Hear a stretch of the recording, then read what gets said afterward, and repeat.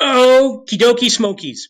So here we go. You guys are getting extra credit. Yay! I know you guys love yourselves some extra credit.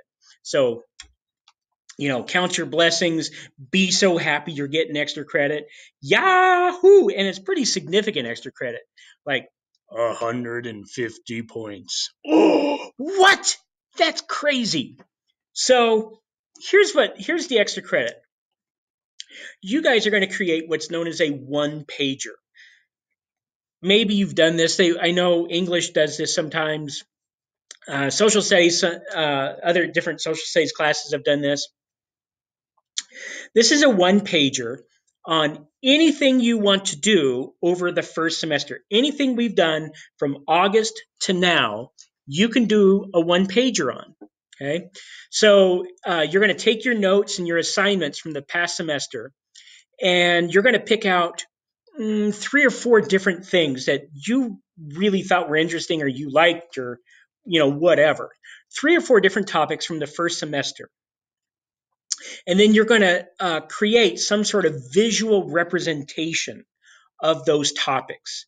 And you're going to include some terms, you're going to include some phrases or quotes that kind of connect to these topics that you chose. Okay. But whatever topics you choose is entirely up to you. Okay, so here's what you need for the one pager, right? Here are the requirements. You need a title on, to tell me what it is that you're doing the one pager on. You got to have some color to it. You can't just turn in, something that you did in 5 minutes and say, "Oh, I'm going to get 150 points," because, "Oh, no, you're not." You got to have some color on it. You've got to fill up the entire page. And when I'm talking a page, I'm talking at least like a computer sized paper, like 8.5 by 11. You can use a bigger piece of paper than that, but you can't use a smaller one, right? You can't be turning in, you can't be sending me pictures of like a post-it note and say, "Oh, that's my one pager." I said, no, right? So it has to fill up the entire page, and it has to be a regular sized paper. Okay. Um, have a reason for why you put things in certain places on the one pager. Okay, in chronological order, in order of importance as you see them. Just have some sort of purpose about why you're placing different things on the page. Okay, you got to have at least two quotes or two phrases from your notes or assignments, and these are anything that again that we've done. So any quotes or phrases or anything from your notes or assignments, any text from your notes or assignments that connect to your visual representation. Okay, you have to have at least 3 visual images to create on your page, right? You got to have at least 3 things on your page. Okay, you can use computer images, right? If you want to hand draw this, you certainly can. I'm not expecting works of art. I'm not going to grade you on your artistic ability because I can barely grade, or I can barely draw stick figures. But if you use computer images, personalize the computer images, do things with the computer images, Photoshop or whatever to make it more than just something you copy and pasted. You got to have at least 5 words or phrases around your images. Okay. And these words, these terms or phrases should express the main idea of that image. Okay. What your impression is, your feelings, your thoughts, what you see. Okay. These are your words and phrases. They're not quotes, and they're not things, from the assignments. These are your personal thoughts and ideas. Okay. I also want you to include a thesis statement on your topic, or on the pictures that you chose. So try to put these pictures together so that they make some sort of connection between all of them, and then write a thesis statement. Right, this is going to be on a separate piece of paper. A thesis statement, as if you were going to write an essay on these images that you're putting on your one pager. Write a thesis statement as if you're introducing these images into an essay. And then below your thesis statement, and this is on a separate piece of paper, you can write it on the back and take a picture of it. Obviously, you guys are not turning this into me. You're going to take a picture of it and send it to me. Or if you're doing it on a computer, you're just going to email me the document, okay, or share the document with me or whatever, right? You're not turning something physically into me. So below the thesis statement, you're going to write 2 higher level thinking questions about your topics or about your images. And then you're going to answer them. And higher level questions are questions that can't be answered by, can't be easily answered by Googling it or looking at the image. Okay, you can't be like, well, who wrote this, who said this quote? Well, you can figure that out pretty quick. What color hair does this person have? How many wheels does a car have?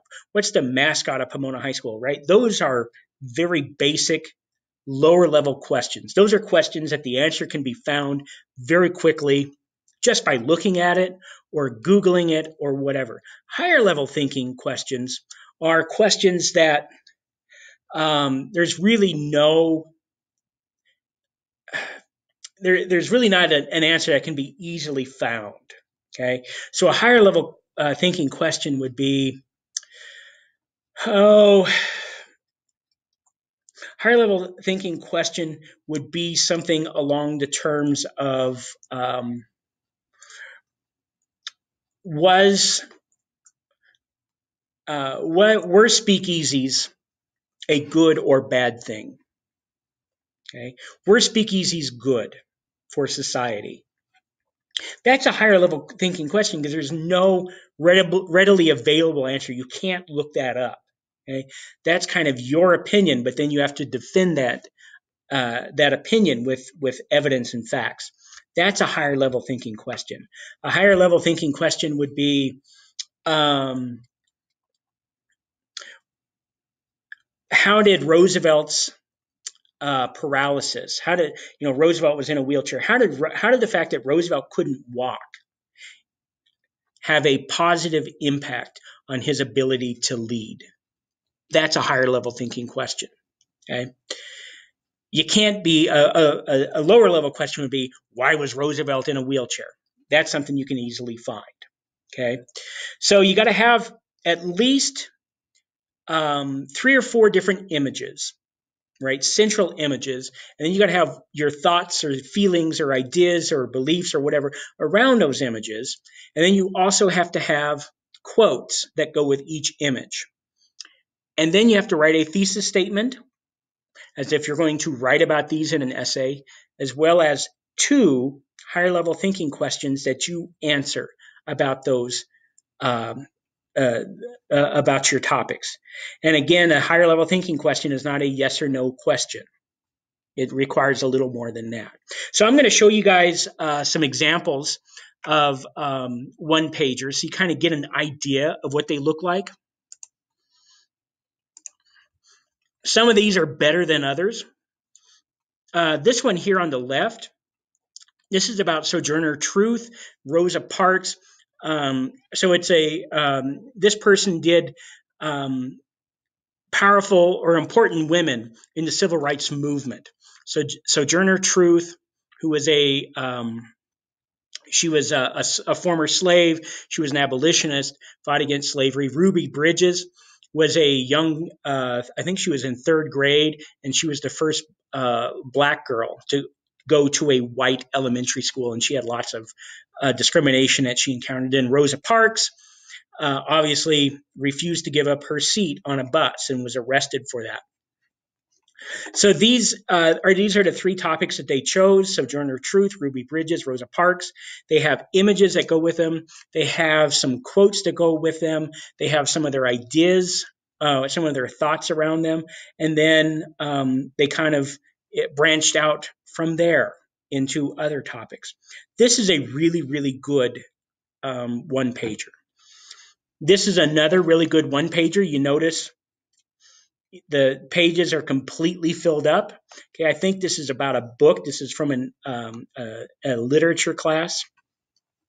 Okay, and it's called The Road Ahead, and they're talking about some of the things that they read in the book and a picture of the road. I'm sure there's some imagery there, but this is really, really good. And there's some images here. There's quotes that they have included. They've included some of their ideas, some of their beliefs around this. This is a really good one as well. This one here is on the Trail of Tears, which is when Andrew Jackson in the 1840s, or excuse me, 1830s, forced the Cherokee to walk across the country to a new reservation. And it was known as the Trail of Tears. This is not as good. There's a lot of empty spaces here. That's not good. They do have some images. They do have some quotes. They do have some ideas and some of their own beliefs and some of their own things that they've written around their disease and suffering 1,000 miles, some of their own ideas around there.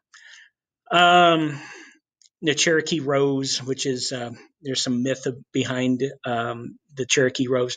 So this is not bad, but there's just a lot of white space, right? This shouldn't happen.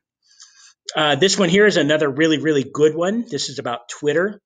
They have some visual images that they included there, some of their thoughts about Twitter around the outside, and then some quotes about Twitter on the inside there. This is a really good one. This one here is about Macbeth. They're comparing Macbeth to Hamilton. And so they have some imagery of Macbeth around here. They have their own ideas where they're talking about things that happen in Macbeth, murder and danger and blood and so on and so forth. They have some quotes from Hamilton and Macbeth in here. This is a good one. This one here is about slavery and freedom and conflict. This is not a good one. There's lots and lots and lots and lots and lots of open space here. Very few images. The images are dwarfed, right? They really don't stand out because there's so much open space here. This is not good. They do have some quotes and some of their own ideas around here, but this really is not a very good one because it's just so open. So these are some of the examples that you can look at. Obviously, you can come back and look at these anytime. So this is a one-pager that you guys are going to do or can do. It's not an assignment. It's extra credit. This is what needs to be done. Obviously, you're going to, if you draw it out, you take a picture of it and then email it to me. If you do it on the computer, if you're that savvy, I don't have those skills. But if you do, you probably do. You can do it on a computer and then share it with me.